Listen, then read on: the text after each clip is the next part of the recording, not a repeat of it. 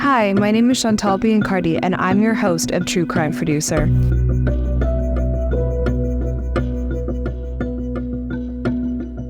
Today, we take you on a journey through the intricate web woven by one woman, Pam Hupp, and her alleged string of deceptions.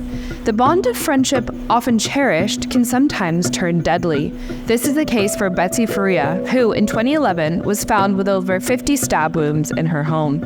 Betsy's distraught husband, Russ, arrived home to find her. Initially thinking it a tragic suicide, linked possibly to Betsy's battle with cancer, he quickly became the primary suspect. And who was pointing fingers at him?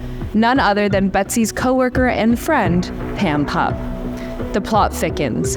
Days before Betsy's tragic death, she allegedly named Pam as the sole beneficiary of a $150,000 life insurance policy.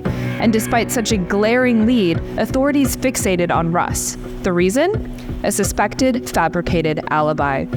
Russ was wrongfully imprisoned for over 3 years before a retrial freed him, but freedom was short-lived. A grim shadow loomed just around the corner. No one here is above the law.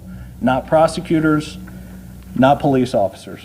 At that news conference, Wood said he was charging Pam Hupp and that he would investigate the former Lincoln County Sheriff's officials responsible for pursuing the wrong suspect. Flashback to 2016. Hupp reports a home invasion, an attempted assault, and the lifeless body of Louise Gruffenberger, riddled with gunshot wounds.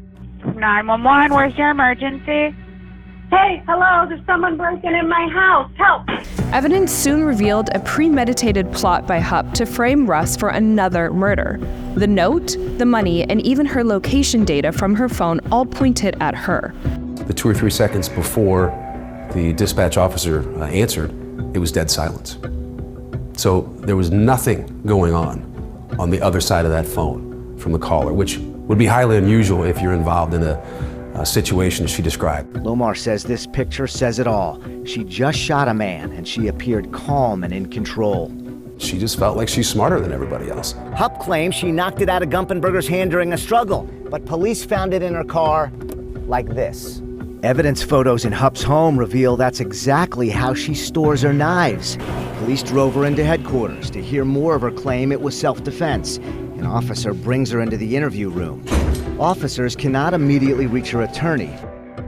Officers leave again to try her attorney. See if we can get all of them. Hupp touches her neck, slowly, feeling both sides. You can see how she's thinking about what's next.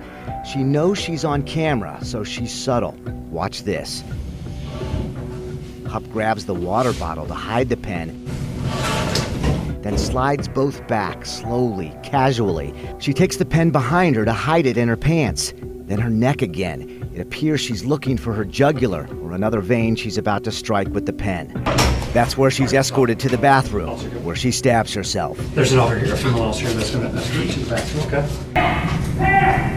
okay? These evidence photos show how she stabbed herself, her neck, both sides, and strikes to both wrists.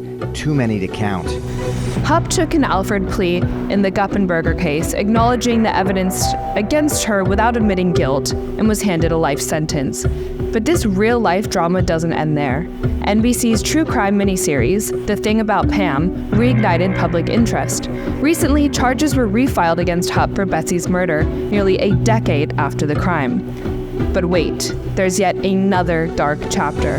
Hupp's own mother, Shirley Newman, died after a fall from the 3rd-floor balcony in 2013. Coincidence or another sinister act? Authorities, now skeptical, have changed the manner of death from accidental to undetermined. Betsy Faria is remembered fondly by those who loved her, a beacon of positivity in their lives. They hope for justice. With twists and turns at every corner, the case against Pam Hupp unfolds with each passing day. As we await the 2025 trial, one thing remains certain: the quest for truth is unyielding. Thanks again for joining us on this episode of True Crime Producer. I'm your host, Chantal Biancardi. I'll see you next time.